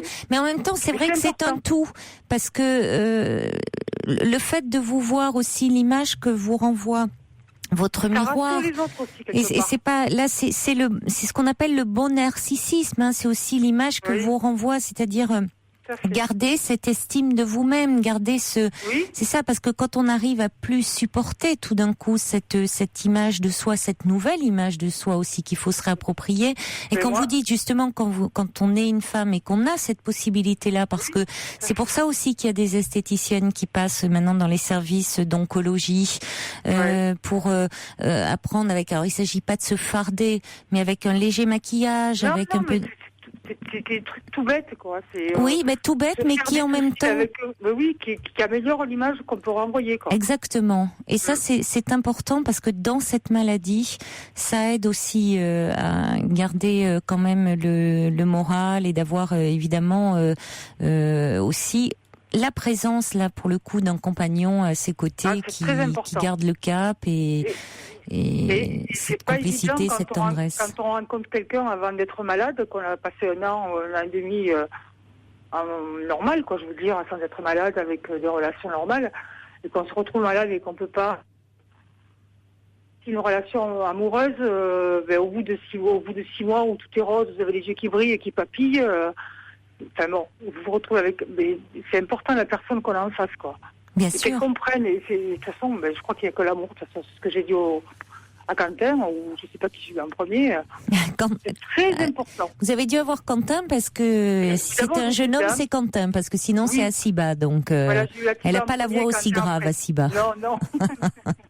Non, mais c'est très important. Oui. Et puis c'est vrai qu'il ne faut pas se prendre la tête, parce que c'est vrai qu'il y a le regard des autres qui est... Moi, des fois, je sors sans mon foulard parce que je dis c'est pour les autres, quoi, parce qu'il y a des gens qui me regardent et vous le sentez, quoi. Oui, oui. Mais bon. Régine, on va rester avec nous. On va accueillir également Marie. Bonsoir, Marie. Oui. Bonsoir, Caroline. Bonsoir. On vous écoute. Bonsoir, Juliette. Je suis très émue. Oui, merci. Alors, je voulais dire que moi, j'ai eu un cancer il y a 1 an. J'étais 6 mois en chimio. Bien sûr, les cheveux sont tombés tout de suite. Une amie qui avait eu le même problème m'avait recommandé d'avoir une prothèse, et j'ai vraiment été très réticente. Et puis je voulais surtout témoigner sur le tout début du témoignage de Juliette, à savoir que rencontrer quelqu'un, maintenant par intermédiaire d'internet, c'est ce que je viens de faire il y a 3 mois, dès le départ je l'ai dit. Dès le départ, j'ai pas dit que j'avais plus de cheveux, j'ai dit que j'étais soignée, que j'avais telle maladie et que... Alors je l'ai dit... dès le départ, c'est-à-dire combien dès le premier contact téléphonique, parce que par ce système, je n'ai pas voulu avoir de contact, disons de dialogue avec une personne nouvelle sans la rencontrer. J'ai rencontré plusieurs, 3 ou 4 messieurs. Et il y a certains qui étaient très gênés par le cancer, c'était gênant. Mais j'étais préparée à ça. Donc moi, je faisais ça un peu aussi comme un défi pour moi, dans le sens où j'avais l'intention de rencontrer quelqu'un. Ça fait 15 ans que je suis seule, j'ai 63 ans, mais j'avais vraiment envie de refaire ma vie à partir de la retraite. Et je me suis dit, mais j'aurais fait ma démarche 6 mois plus tôt. J'avais rien, donc je suis la même personne. C'est pas parce que j'ai cette maladie qui fait très peur. Et donc dès le départ, j'ai dit que j'étais en soins, que j'avais un cancer, mais je n'ai fait ma démarche de recherche que lorsque j'étais pas tout à fait certaine, on ne l'est jamais, mais lorsque le chirurgien, après mon opération, m'a dit que je n'avais rien au ganglion lymphatique et que je pouvais penser que j'allais être en rémission. Oui. Après presque 30 séances de radiothérapie. Oui. Voilà. Mais je l'ai fait par honnêteté pour moi, quelque part, parce que je ne me voyais pas rencontrer quelqu'un et de lui dire 2 mois après, parce qu'on ne se serait plus, etc., que j'avais un cancer, que j'avais eu, que j'ai ça. Et ça, c'est le premier point. Le deuxième point, c'est que le handicap des personnes, quelquefois, il n'est pas dans le physique, ni dans le... Il peut être dans la tête, il peut être dans des tas d'autres... Il peut se manifester d'une autre façon. Et moi, c'était ma façon aussi d'être honnête avec moi-même vis-à-vis de la maladie qui est terrible, qui nous rapproche, bien entendu, de la mort. Il faut penser à ça. Et là, j'ai rencontré un homme il y a 3 mois, qui, dès le départ, mais on ne sait plus. C'est-à-dire, j'ai complètement oublié que j'avais mon cancer. Et ça, c'est quelque chose de formidable parce que je souhaite que ça continue bien longtemps et c'est vraiment extraordinaire ce côté-là. Et il est vrai que quand vous dites que vous avez complètement oublié le cancer, c'est-à-dire la rencontre que j'ai faite, on a donné rendez-vous dans un restaurant, on a déjeuné et au téléphone, je lui avais dit que mon année de soins. Donc chez moi de chimio, plus de cheveux, j'avais les cheveux qui faisaient 1,5 cm et je mettais plus de prothèse, c'était en été, donc je ne mettais plus de prothèse capillaire, je voulais plus la mettre. Et mais bon, après, comme disait le témoignage de la personne qui était juste avant en témoignage, on a la chance aussi de se maquiller un peu. Oui. Ma peau était revenue à peu près correcte et puis j'avais mis ce jour-là pour la première fois une robe rouge et j'avais terminé, c'était ma dernière... Quelle couleur c'est voilà. Oui. Voilà. C'est vrai qu'il faut mettre des couleurs qui... Voilà. Et oui, avec du rouge, avec du blanc... Qui mettent en valeur, c'est ça. Alors, moi je serais plutôt partisan de le dire, mais à la condition qu'au fond de soi-même, on soit d'accord avec soi. Et alors, ce dîner, donc, vous êtes arrivé là très en beauté, finalement. Ouais. Comment ? Vous êtes arrivé très, très en beauté. Écoutez, faut croire, parce que il m'a dit que j'étais très belle et que... Oui. Et non, voilà. mais quand votre ami vous dit que vous êtes très belle, alors que vous ne trouvez pas forcément belle, parce que moi, je regarde des photos de moi avant que je sois malade, je ne me reconnais pas. Oui. Et quand vous avez quelqu'un en face qui vous dit, mais t'es très belle, mais t'es très belle... oui, mais ce qui est intéressant, c'est que vous, là, il ne vous a connu finalement, Marie. Il ne vous a pas connu avant, contrairement à vous, Régine. Et il vous a désiré, aimé, comme ça. Donc, oui, voilà. Et effectivement, si on veut réagir au fait, vous êtes très belle, et même mes amis me le disaient quelquefois quand j'étais avec un turban, j'avais du mal à le croire. Et après, quand il y a l'amour qui est là et qu'on aime un homme, qu'on s'aime, et bien là, je le crois maintenant. Et j'ai eu aussi une phase 2 mois auparavant, par exemple en avril, j'aurais été incapable de rencontrer quelqu'un parce que je pouvais même plus me regarder dans la glace. J'avais plus de sourcils, j'avais plus de cils, j'avais plus rien. Oui. Et je suis allée aussi dans une association qui s'appelle De plus belle la vie, qui intervient dans quelques sites de France, sur certains secteurs. Moi, j'étais sur Nantes. Et quel est l'objectif de cette association ? L'objectif, c'était tout simplement, on s'est retrouvés avec des esthéticiennes. On était 9 femmes. Et ça a été assez formidable parce qu'on a tout enlevé notre prothèse capillaire. On est arrivé ou le foulard. Et on a vu les visages des unes et des autres s'éclairer au fur et à mesure des soins qu'on nous conseillait. Et ça donne de la force. Et à partir de ce moment-là, je me suis redessiné les sourcils. J'ai repris... je me suis regardée dans la glace. À un moment, je ne pouvais plus.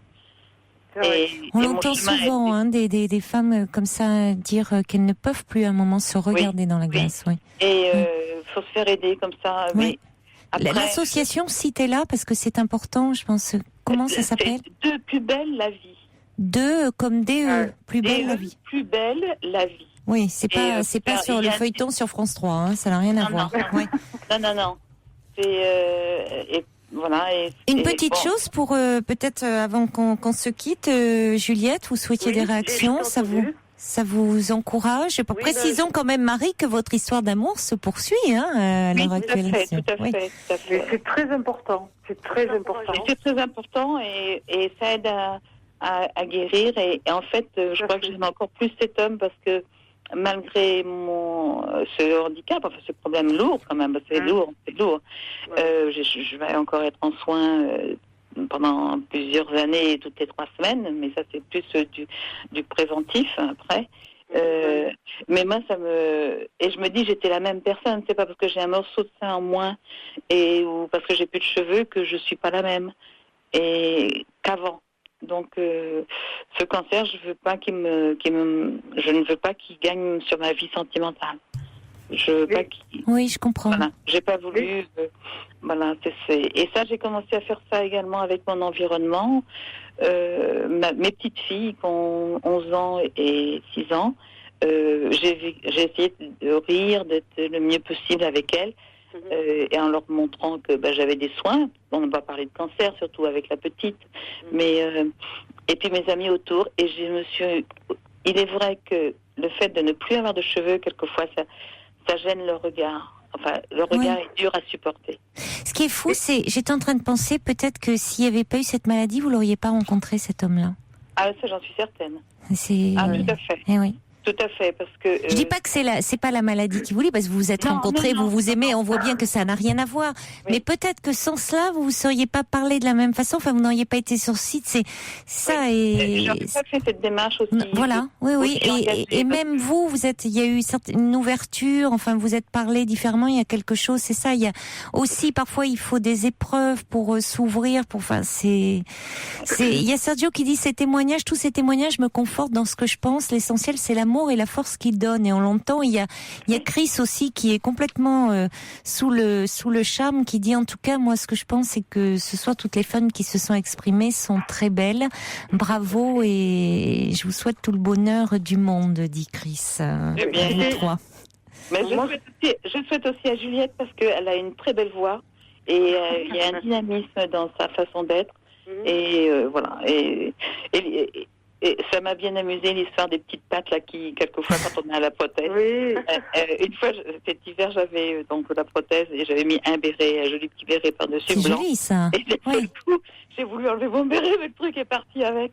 La prothèse est partie avec dans la rue. J'étais un peu gênée mais j'ai bien rigolé. Voilà, c'était comme ça. C'est comme ça que C'est Régine, là, je voulais juste signaler que moi j'ai un petit-fils de 5 ans qui est très intrigué par mon foulard, et puis à Noël l'année dernière, j'avais des cheveux mais qui repoussaient à peine, j'avais juste un duvet, et il m'a dit tu me montres mamie, je dis oui je te montre, oui. Alors je lui ai montré et puis il me dit mais alors il a voulu toucher aussi, il me dit t'as la tête comme les souris. C'est comme les souris, il me dit. Je dis oui, c'est un peu pareil. Effectivement, à ce moment-là, c'était pareil. Pourquoi il a des souris, votre petit-fils? Mais non, mais il a déjà touché une souris, il faut croire. Mais non, mais j'avais une souris synthétique pour mon chat, et puis c'est vrai que ça faisait pareil. Oui, mais c'est pas faux. C'est vrai en plus, mais on dit la vérité sort de la bouche des enfants. Mais c'est vrai qu'il y a un côté un peu petite souris quand vous touchez, Ça lui pose aucun problème, quoi. C'est mignon une petite souris. Ça leur pose pas des problèmes, quoi. Oui, mais c'est... Oui. Il vous en aime pas moins, une petite souris, c'est charmant. Ah non, puis il veut toucher, là ça repousse, il me dit ça pousse. Bon, c'est très Ben oui, bien, lui, il finalement. surveille l'avancée, oui, bien sûr. Oui, tout à fait. Puis Oui, il y a bon, une curiosité qui est tout à fait saine et oui. des fois, on se pose c'est des charmant. problèmes vis-à-vis des enfants et puis c'est eux qui ont la vérité. Ah, c'est quoi.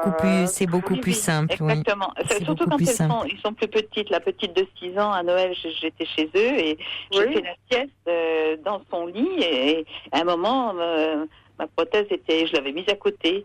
Elle vient me voir et me dit, t'as une perruque Et j'ai dit, écoute, viens, on est allés toutes les deux à la salle de bain et je lui ai montré et tout. Et elle est revenue, elle a dit à son papa, eh bien, j'ai un secret.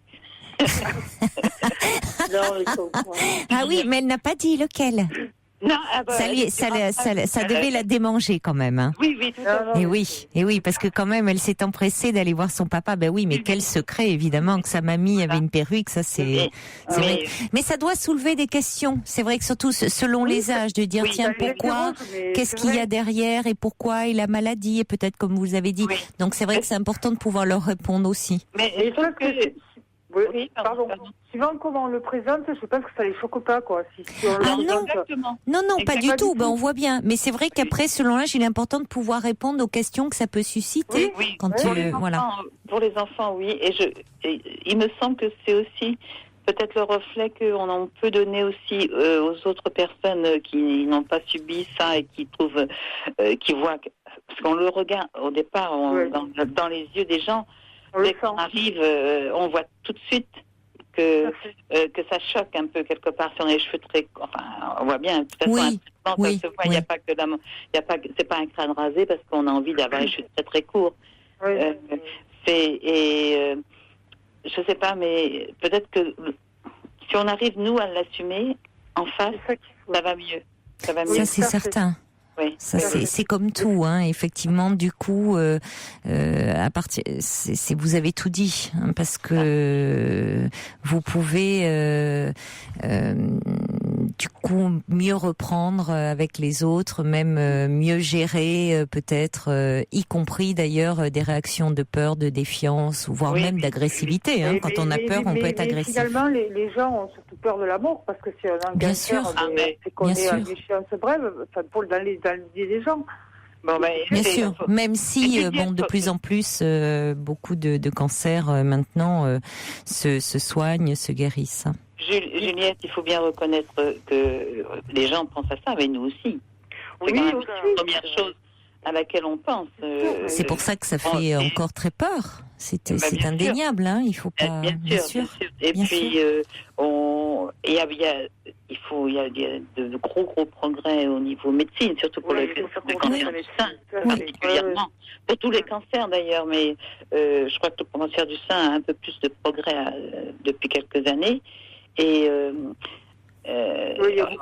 par contre, quand on est en service en oncologie, si on y va toutes les semaines pendant 6 mois, on ne rencontre que des personnes malades. Donc, au bout d'un moment, c'est un peu difficile. Il faut aller à l'extérieur. Oui, aussi.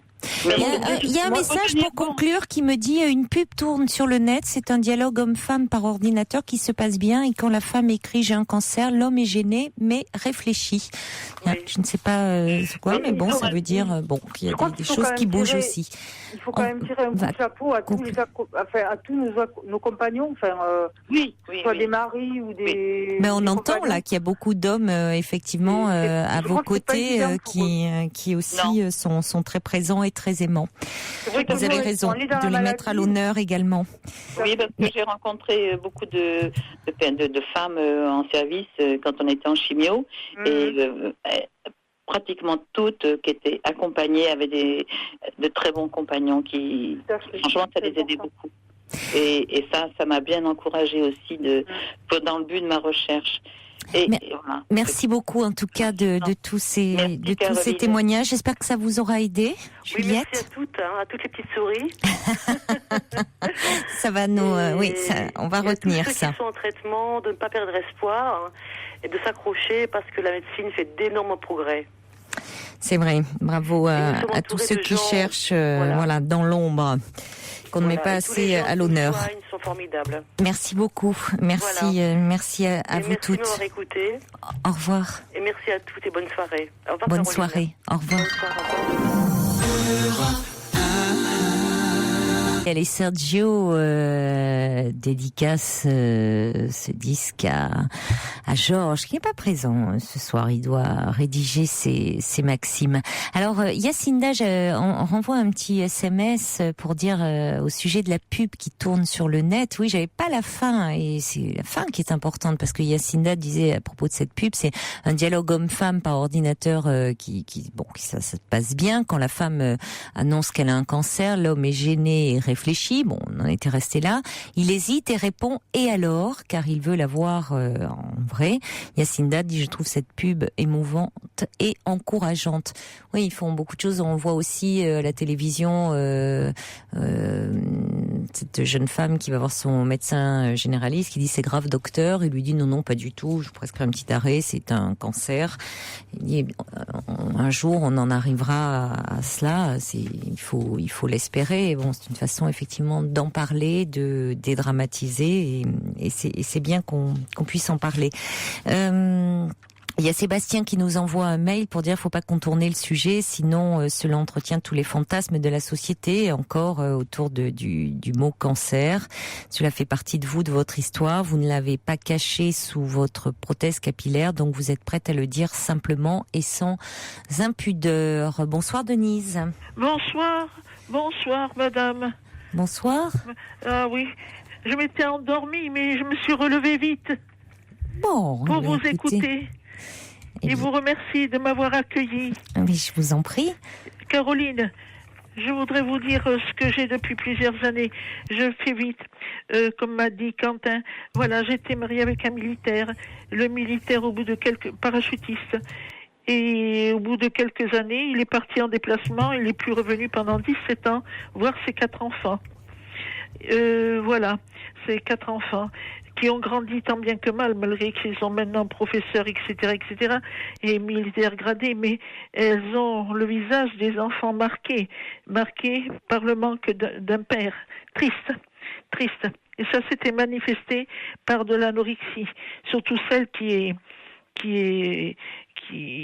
est dans un travail assez élevé, vers l'Élysée, enfin, vous comprenez. Bon, Sophie. Mais là, maintenant, l'anorexie commence à partir. Mais voilà ce qui se passe actuellement. Mes enfants, depuis qu'ils sont partis maintenant, et que j'ai des soucis avec ces voisins que j'ai là,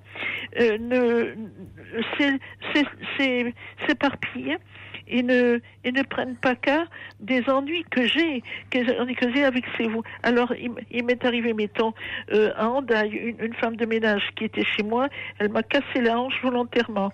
Très bien. On m'a dit de rentrer à Biarritz. On m'a opéré. Le chirurgien m'a mal opéré et j'ai 2 cm d'os en moins dans la jambe droite. Ensuite, voilà ce qui m'est arrivé, et pour dire que mes enfants ne me soutiennent pas, même là-dedans. Et là, dernièrement, des voisins mal intentionnés m'ont cassé ma Honda avec un camion bélier. Alors moi qui ai une infirmité, j'étais la gendarmette de Saint-Tropez avant. Bon, et alors pendant quelques années. Et maintenant que je suis... Vous avez été gendarmette à Saint-Tropez ? Oui, j'ai connu tout. Mais pas dans un film ? Non, j'ai connu à Saint-Tropez, quand Louis de Funès, on allait prendre le café ensemble, au Papagayo et tout. Ah bon ? Mais oui. Et qu'il tournait. Oui, donc c'est ça, oui. Vous tourniez dans le film.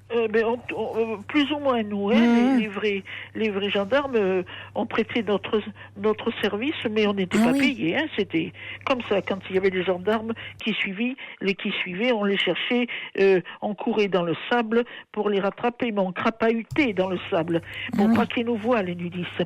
Et puis après, nous a vus. Il nous a vus.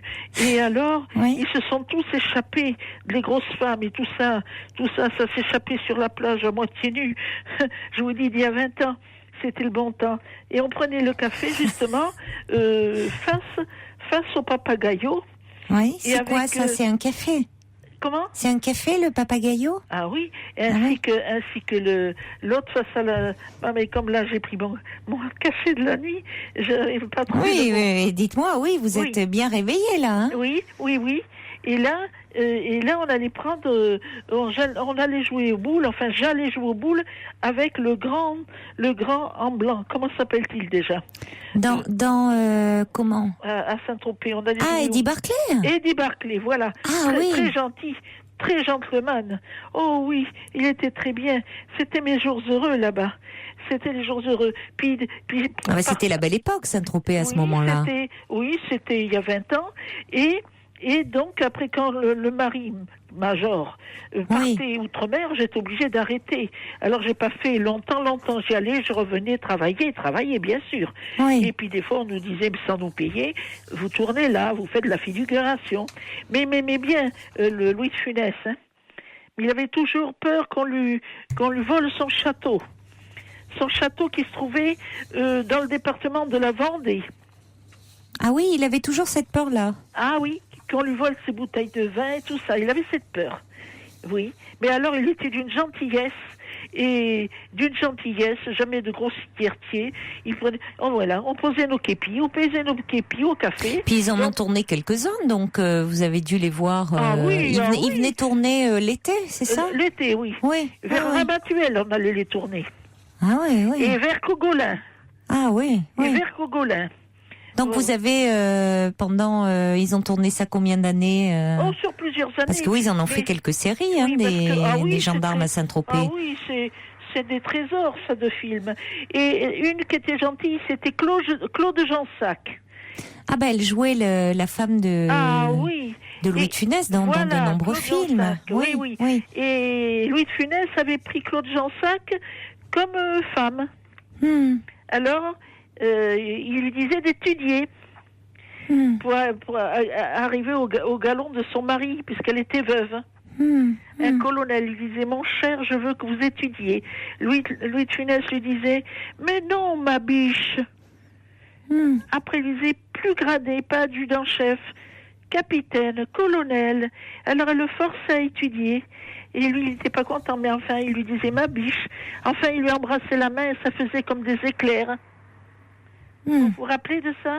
Ah non, je me souviens pas de ça. Oh, il lui baisait la main. C'est vrai, Fifi se souvient. Ah bon, il lui baisait la main et ça faisait des éclairs. Enfin, ils étaient très amoureux, très bon chic, bon genre. J'ai connu tout ça. Et moi, il disait, attention, le lendemain, la gendarmette est sur le port pour verbaliser tous les grands bateaux. Parce que savez-vous que les bateaux, il fallait qu'ils payent à l'époque 1000 francs pour la journée. Non, une brique, pardon. Alors vous étiez donc gendarme, hein, voilà. Et je devais verbaliser les autos et tout. Mais mon chef me disait, Delta Echo, c'était mon nom de police. Delta Echo, vous n'avez pas assez verbalisé. Ah, vous aviez des noms de code? J'avais des noms, oui. Moi, c'était Delta Echo. Pour pas dire, mettons, Denise Intel, on disait Delta Echo. Vous n'avez pas assez verbalisé. Alors je dis non, mais ils sont pauvres. Ils sont pauvres. Oui, mais il y avait déjà tous les yachts et tout dans le... Ah oui. Ben oui, déjà, il y a 20 ans. Oui, c'est de Julio Iglesias. Et il y a 20 ans déjà, il était là. Ah ben si, oui, Julio Iglesias, remarqué. Oui. Et il était en cabane, parce qu'on lui avait mis les menottes, parce qu'il avait trop bu, et qu'il faisait la java dans la rue. Oh oui, il devait pas être le seul, hein. Non, mais lui, il se faisait remarquer. Alors moi, il me disait, Señora, il me disait de détacher ses bracelets, quoi, vous comprenez, Oui, enfin, c'est menottes, hein, en fait. Exact. Oui, mais il me disait, por favor, Señora. Et je disais, oui, je vous dessert. Bah, dites-moi, quelle vie vous avez eue, c'est incroyable. Et puis j'avais la vie en Afrique, avec le mari parachutiste. Et alors là, je partais de Saint-Tropez, parce qu'il fallait suivre le mari avec les 4 enfants. Mais finalement, vous n'aviez pas très envie, parce que vous vous amusiez comme une folle, là, à Saint-Tropez. Oui, non, mais il y avait le boulot, hein, attention. Oh bah oui, mais enfin, d'après ce que vous me dites, dites-moi le boulot dans les... C'était quand même assez plaisant. Surtout, j'étais très aimée. J'étais très aimée parce que je foutais pas des PV sur les voitures à toutes les 5 minutes. Voilà. C'est pour ça. Et alors, une fois dans la rue, j'étais en train de faire la circulation avec mon sifflet et mes bras écartés. Qu'est-ce que je vois passer? Une 4L. Et qui c'est cette 4L? Eh bien, c'était Brigitte Bardot. Et dans la 4L, elle avait quand même un chauffeur. Et à l'arrière de la 4L, Eh ben, elle avait le papier WC. Ça faisait gai, hein. C'est l'époque. Oh non, il y a 20 ans. Pourtant, c'était pas. Non, c'est pas Baba Cool il y a 20 ans. Mais non, bon, mais ça correspond à l'image de bébé. Voilà. Et le soir, on montait la garde devant chez elle. À Tahiti, ça s'appelle. Ah ouais, la pauvre, elle a été tellement tellement ennuyée. C'est vrai que quand on voyait les invasions de touristes qui passaient devant sa maison. Alors maintenant, elle habite à Tahiti. C'est un autre coin. Un autre coin de Saint-Tropez. Bah, ne le dites pas, laissez-la tranquille, qu'on n'aille pas l'ennuyer. Ah oui, non. Oh non, ils vont pas l'ennuyer, elle a 3 gardes du corps. Oh, ah bon?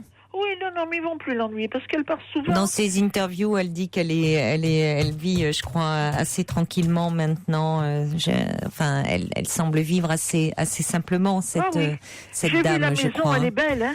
Je crois qu'elle vit assez simplement. Oui. Bah écoutez, en tout cas, ça m'a fait bien plaisir de discuter avec vous. Le bon temps des gendarmes à Saint-Tropez. C'est vrai que c'était toute une époque que les plus jeunes n'ont pas connue, d'entre vous, évidemment. Mais bon, ça nous a rappelé quelques souvenirs. Je vois Sergio dit Cruchot. Et oui, Cruchot. Ça passait ça pendant l'été, je crois que les gendarmes à Saint-Tropez. Mon curé chez les nudistes, non, tout ça c'était autre chose. C'était pas à l'époque, c'était pas Louis de Funès, ça. Mais parce elle nous parlait de ça, Denise. C'est pas pareil, c'était Paul Prébois, ça. Oui, c'était Paul Prébois. Ah oui, c'était des grands moments du cinéma français. C'est la nouvelle vague et tout ça. Bon, en tout cas, allez, merci à Denise. On termine comme ça en s'amusant un peu. Sergio me dit, c'est surréaliste d'un coup, là, je rêve ou quoi. Mais c'est ça, cette libre antenne. Je vous dis, on peut parler de tout. Je pense à à Yves qui nous parle de cinéma. Il a dû halluciner là tout d'un coup. Ben oui, mais Yves, il faudra nous parler des derniers films que vous avez vus également. Allez, on va terminer en musique avec Matt Dusk, Good News.